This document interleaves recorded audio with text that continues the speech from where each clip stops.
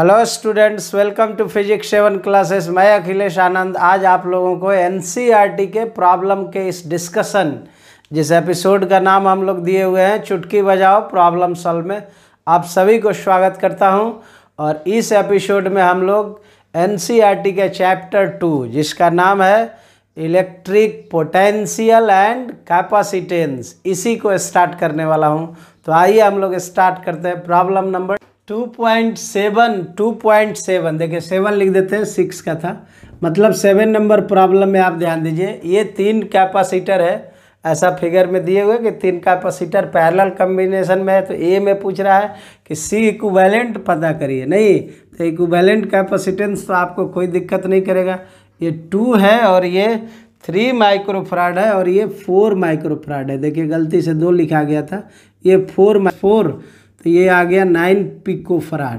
ठीक है ना, बात समझे। 4 3 7 2 9। इसके बाद बी में कह रहा है, एक्चुअल बी वाला जो सेक्शन है वो आपके लिए थोड़ा सा कष्ट देगा। कह रहा है कि पोटेंशियल ये 100 वोल्ट इस पर अप्लाई किए हुए, तो बताइए प्रत्येक पर चार्ज कितना जाएगा। तो मान लो दोस्त हम कह दिए कि इधर से क्यू चार्ज कैरी किया, तो नो डाउट इधर से भी प्लस क्यू चार्ज ही आएगा, जैसा कि डिस्ट्रीब्यूशन ऑफ चार्ज में हम डिस्कस किए हुए हैं। ठीक है ना। जब भी कोई समस्या नजर आए तो थ्योरी को उलाट के देख लीजिए, एकदम क्लियर समझ में आएगा। डिस्ट्रीब्यूशन ऑफ चार्ज बताया है कि जितना सेल के द्वारा इधर चार्ज आएगा उतना ही रिटर्न आएगा। तो इधर से आ गया कितना, आप देख लीजिए, ये अलग कैपेसिटर है तो यहाँ प्लस Q1 चार्ज कर देते हैं, यहाँ प्लस Q2 कर देते हैं, यहाँ प्लस Q3 कर देते हैं। ठीक है ना। अगर ये ऊपर वाला नहीं दिख रहा होगा तो यहाँ प्लस Q1 लिख दे, यहाँ माइनस Q1 आ जाएगा, यहाँ भी माइनस Q2 आ जाएगा, माइनस Q2, और यहाँ आएगा माइनस Q3, फिर इधर से Q निकल गया। ठीक है ना। तो फाइनली हमको Q1 Q2 Q3 चाहिए। अभी ये पॉइंट अगर A है, ठीक है ना, तो ये भी A हो जाएगा। अगर ये पॉइंट B है तो ये भी B हो जाएगा, और यहाँ ये, ठीक है, ये भी A हो जाएगा, ये भी आपका A हो जाएगा, यहाँ B तो ये भी B हो जाएगा, सबके सब भी हो जाएगा। BA माइनस BB ये पता है आपको कि कितना है, BA माइनस BB 100 ही है, जो यहाँ पर वोल्टेज है वही BA माइनस BB वहाँ है। तो BA minus BB equal to, आप अगर इस कैपेसिटर के लिए लिखेंगे तो Q1/2 पिकोफराड, यही ना लिखेंगे। Q1 बाई क्या, 2 पिकोफराड, और BA माइनस BB कितना है 100, और ये Q1/2 पिकोफराड हो गया, और ये 100 वोल्ट है। थोड़ा सा यूनिट लिखने में आपको दिक्कत होगा। तो Q1 बराबर यहाँ से 200, ठीक है ना, और ये पीको फराड वोल्टेज कट के ये आ जाएगा पीको कुलम्ब। ये किसका वैल्यू हुआ बुआ, Q1 का। कोई कहे Q2 का निकालिए, तो Q2 बराबर आप क्या लिखिएगा, फिर देखिए Q2 का वैल्यू निकालेंगे तो ये 3 केवल चेंज हो जाएगा, नहीं तो यहाँ से आ जाएगा 2 इंटू, आप डायरेक्ट कर दीजिए तो 300 पीको कुलम्ब। सीधा यहाँ Q2/3 रखिएगा तो फिर इधर 100 आके आ जाएगा, और Q4 का कोई वैल्यू रखे तो 4 रखेंगे तो ये आएगा 400 पिको कुलम्ब। तो ये आपका टेक्निकल बात हो गया। ठीक है ना। और ये 2.7 भी आपका समाप्त हुआ। अब हम लोग देखेंगे 2.8। ठीक है ना, कि 2.8 में क्या हो रहा है, मतलब क्वेश्चन नंबर 8 को। प्रॉब्लम नंबर 8 में आते हैं बुआ। प्रॉब्लम नंबर 8 थोड़ा सा आसान प्रॉब्लम है, आप ध्यान दीजिए। यहाँ कह रहा है कि एक कैपेसिटर है, प्रॉब्लम आप देख पा रहे होंगे। लिखा है कैपेसिटर है जिसका एरिया इतना है, सेपरेशन 3 mm है, बीच में एयर है।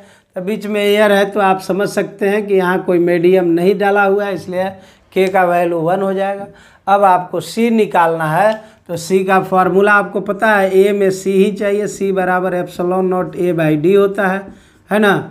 और इसका फार्मूला ε0 का ε0 A/d लिखते हैं, तो ε0 का फार्मूला तो आपको पता है कितना होता है ε0 का फार्मूला। तो यहाँ से सॉरी वैल्यू 8.854 इंटू 10⁻⁻12। ठीक है ना। और एरिया आपके सामने दिया हुआ है 6 इंटू 10⁻⁻3। ठीक है ना।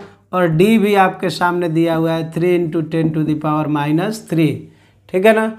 अब ये कैलकुलेशन C का निकालिएगा दोस्त। तो इसी वैल्यू को निकालने के बाद हम लोगों को आता है 17.7 इंटू 10⁻⁻12। 10⁻⁻12 फराड, है ना। ये चूँकि कैपेसिटेंस है तो ये जो वैल्यू है ना, आप देखिए इसको आप लगभग 18 × 10⁻⁻12 फराड लिख सकते हैं, या फाइनल आंसर कह सकते हैं 18 पिको फराड। कोई दिक्कत? तो ये वैल्यू हो गया आपका, ठीक है ना, 18 पिको फराड ये वैल्यू हो गया, है ना। ये -12 था। तो ये आप ध्यान रखेंगे कि इक्विवेलेंट कैपेसिटेंस। इसका जो बी वाला सेक्शन है ये कह रहा है कि अगर इस कैपेसिटर को अगर हम 100 वोल्ट वाले बैटरी से क्या करते हैं, जोड़ देते हैं, है ना, कनेक्ट कर देते हैं, सप्लाई 100 वोल्ट का रखते हैं, तो आप बताइए इसके ऊपर चार्ज क्या जाएगा। तो इसके पास प्लस क्यू चार्ज आएगा, इसके पास माइनस क्यू। और जैसा एज यूजुअल आप जानते हैं कि क्यू बराबर क्या होता है, सी इंटू वी, और सी का वैल्यू आप कैलकुलेट कर चुके हैं 18 × 10⁻⁻12, और वी का वैल्यू तो देख पा रहे हैं 100 है ना। अगर ये देख लें आप तो यहाँ 100 इसमें आ जाएगा, तो 18 × 10⁻, कितना हो जाएगा, ये 100 को लाइएगा तो -10 हो जाएगा, और ये कैलकुलेशन करेंगे तो ये 1.8 × 10⁻⁻9 कूलम। तो ये दोस्त आंसर हो गया 2.8 का। कहीं कोई दिक्कत नहीं, चुटकी बनाओ प्रॉब्लम सॉल्व अभियान में हम लोग लगे हुए हैं कि कम से कम समय में अधिक से अधिक प्रॉब्लम बनाने का है, प्रैक्टिस आपको हो जाए, और थ्रू एनसीईआरटी, ठीक है। तो जुड़े रहिए इसके साथ। हम लोग मिलते हैं 29, हम लोग देख रहे हैं 2.9 यानी 9 नंबर का क्वेश्चन। तो चलिए दोस्त, हम लोग आ रहे हैं प्रॉब्लम नंबर 9, ठीक है ना, 2.9। जो आप 8 में डिस्कशन किए थे उसी का 9 में थोड़ा सा चेंजिंग है। ये कह रहा है, आप प्रॉब्लम देखिएगा कि 8 वाला जो सेक्शन है उसी में कैपेसिटर के बीच में माइका सीट से उसको हम क्या कर दिए, भर दिए। मतलब माइका एज ए डाइलेक्ट्रिक का काम कर रहा है, और उसका डाइलेक्ट्रिक कांस्टेंट का वैल्यू 6 है। बाद बाकी कंडीशन वही है 100 वोल्ट वाला, ठीक है ना। और सेपरेशन ये डी था, इसीलिए यहाँ पर आप समझ सकते हैं कि ये डी का वैल्यू दिया हुआ था 3 mm, माइका सीट का भी डेप्थ दिया है 3 mm, मतलब माइका सीट कम्प्लीटली फिल्ड हो गया किसके बीच, कैपेसिटर के बीच। पहले सी आप निकाले हुए थे कि ये इतना कैलकुलेशन था, आपको याद होगा, है ना, इतना सी का कैलकुलेशन था, और इतना चार्ज का कैलकुलेशन था। ये था चार्ज बराबर कितना आया था, 1.08। इसमें कह रहा है ये बिफोर, मतलब ये क्वेश्चन नंबर 8 में आप इसको दिखे थे, है ना। ये क्वेश्चन नंबर 8 का यही डाटा था। अभी ये कह रहा है कि अब आप ये बताइए कि अगर हम 100 वोल्ट जो वोल्टेज है उसको कंटिन्यू रखें, ठीक है ना, तो अब बताइए कैपेसिटेंस में क्या परिवर्तन होगा, वोल्टेज क्या होगा और चार्ज क्या होगा। तो कैपेसिटेंस दोस्त आपको भी पता है कि C1 बराबर क्या लिखते हैं, के डाइलेक्ट्रिक डाले हैं तो K × ε0A/d, और आप देख सकते हैं K ε0A/d का वैल्यू कितना है 18, है ना, और K का वैल्यू आप देख पा रहे हैं 6 है। तो ये आ गया कितना, 6 × 18, नहीं तो ये 108 पिको फराड हो जाएगा। ये C1 का वैल्यू हो गया। कोई कहे Q2 का वैल्यू आप निकालो, सॉरी Q1 का, पहले तो Q था अभी Q1, तो Q1 बराबर क्या लिखेंगे, C1 × V, और C1 है 1.8 × 10⁻⁻9, और यहाँ पर ये आ जाएगा 100। अगर इसको कैलकुलेट करिएगा तो ये आ जाएगा कितना, 1.08 × 10⁻⁸ कूलम, है ना। तो ये आप ध्यान रखिएगा, ये किसका वैल्यू है, Q1 का वैल्यू हो गया। Q1 आ गया, C1 आ गया।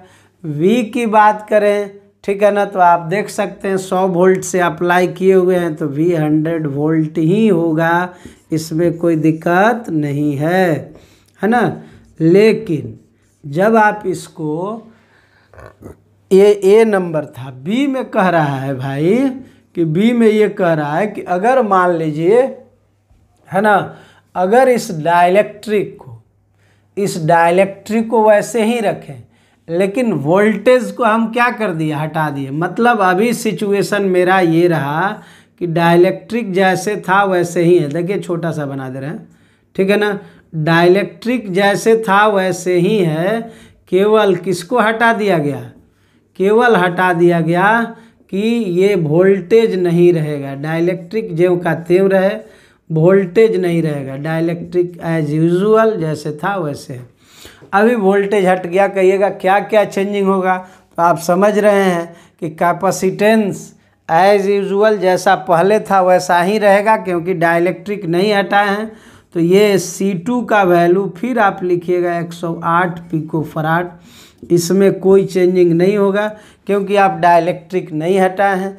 लेकिन आप वोल्टेज विड्रॉल कर लिए, इसलिए Q1 का वैल्यू में चेंजिंग आएगा। और कहिएगा कितना आ जाएगा, तो हम कहेंगे जो पहले Q था वही हो जाएगा, यानी Q2 Q के बराबर हो जाएगा 1.8 इंटू 10⁻⁹ कूलम, है ना। अब कोई कहे कि बताइए वोल्टेज क्या होगा, तब तो कोई कन्फ्यूजन ही नहीं है वोल्टेज निकालने में। आप कहिएगा कि V बराबर आ जाएगा Q2 या V2 बराबर Q2 बाई क्या C2।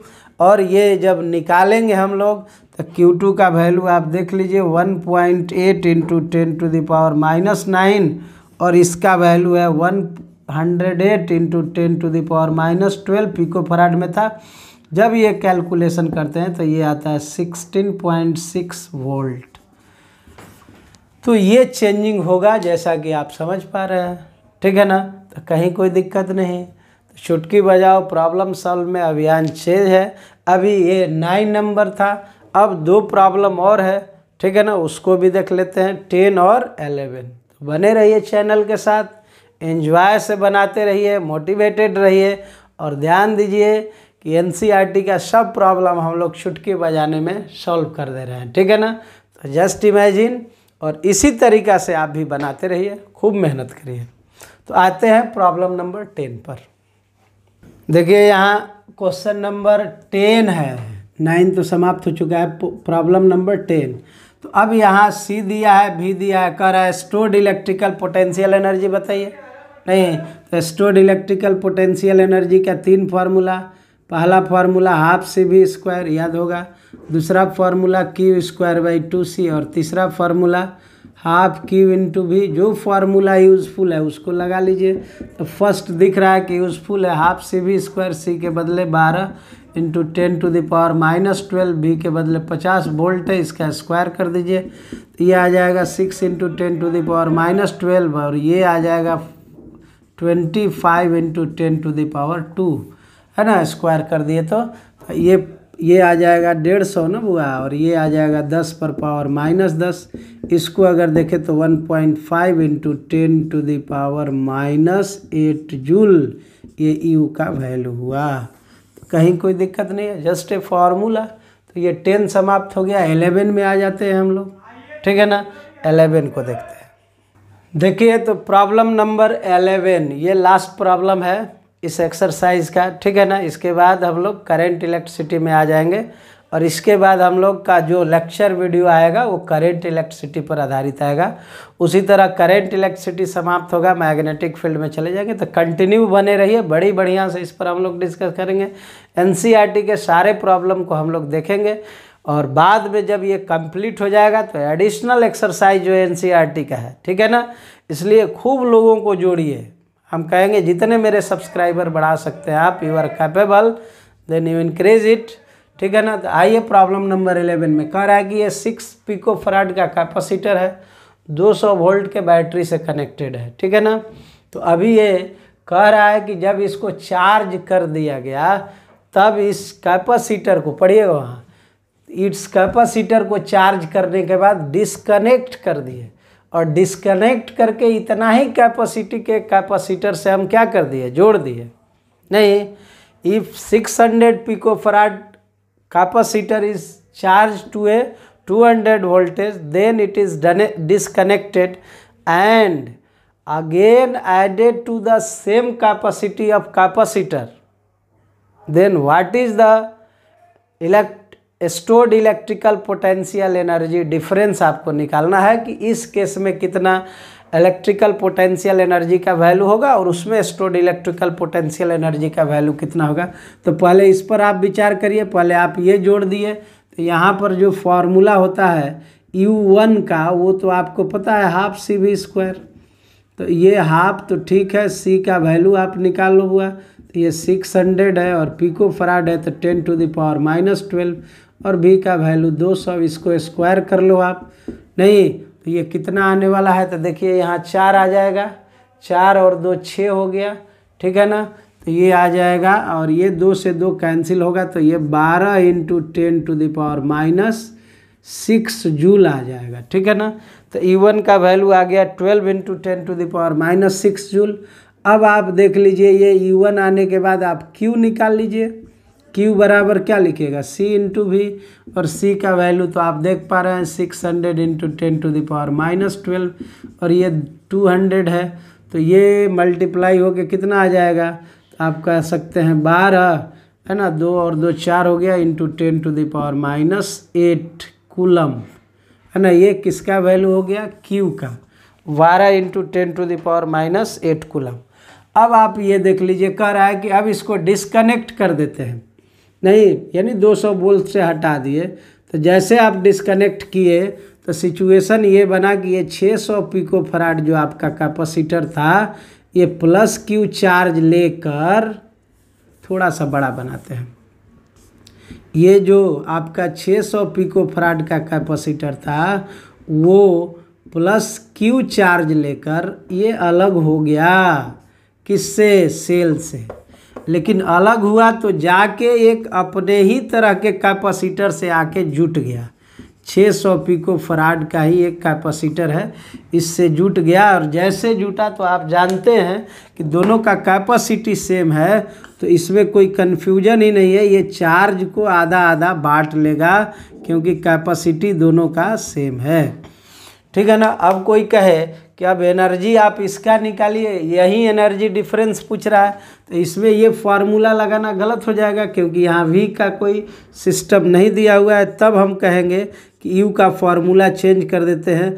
अब U/2 का होल स्क्वायर बाई 2C, और इसके लिए भी Q/2 का होल स्क्वायर बाई 2C, और ये जब सॉल्व करिएगा तो ये आ जाएगा Q² बाई 8C, और ये भी हो जाएगा Q² बाई 8C, और जब ये कैलकुलेशन करेंगे तो ये Q² बाई कितना आ जाएगा, 4C, है ना दोस्त। तो ये Q² बाई 4C में यहाँ वैल्यू रख देते हैं Q² का, तो Q का वैल्यू तो आप देख सकते हैं ऑलरेडी निकाले हुए हैं, तो ये है 12 × 10⁻⁸ है ना। ये U2 आप मान लीजिए, इसको 12 × 10⁻⁸ का होल स्क्वायर, और ये आ जाएगा 4 × C का वैल्यू पहले से दिया हुआ है 600 पिको फराड, 6 × 10⁻12। अब ये कैलकुलेशन आप देख सकते हैं कि ऊपर में 144 हो जाएगा और नीचे आपका 24 हो जाएगा, और ये तो आप पिको फराड है ना जी, तो 12 रहेगा, 12। अब ये देख लीजिए यहाँ 8 दूना 16 हो गया, और यहाँ 10, तो ये 10⁻⁻6 हो जाएगा, है ना। तो ये कैलकुलेशन करें तो ये आ जाएगा 6 × 10⁻⁻6 जूल। और पहले से आप देख सकते हैं एनर्जी है 12 × 10⁻⁻ जूल, तो delta U loss of electrical potential energy चाहिए। तो loss of electrical potential energy का फार्मूला आप हमेशा लिखते हैं E1 माइनस क्या, U2, और E1 का वैल्यू 12 है, U2 का 6 है, × 10⁻⁻6 जूल, इसलिए फाइनल आंसर 6 × 10⁻⁻6 जूल यह हुआ, ठीक है ना दोस्त। तो बने रहिए, आप यहाँ पर कोई दिक्कत नहीं है ना। खूब मेहनत करिए। अगला एक्सरसाइज जो आएगा हम लोगों का वो करंट इलेक्ट्रिसिटी का होगा, जैसे वो समाप्त होगा मैग्नेटिक फील्ड, और इसी तरह चुटकी बजाओ प्रॉब्लम सॉल्व में हम लोग आपको NCERT बनवाते रहेंगे। पहले एडिशनल एक्सरसाइज को छोड़ के बना रहे हैं, जैसे ये सेक्शन सब कंप्लीट हो जाएगा हम लोग फिर एडिशनल एक्सरसाइज को भी बनाएंगे, ठीक है ना।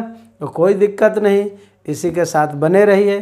तब तक के लिए हम कहेंगे आप पढ़ते रहिए, मेहनत करते रहिए, चैनल को सब्सक्राइबर की संख्या बढ़ाते रहिए, ठीक है ना।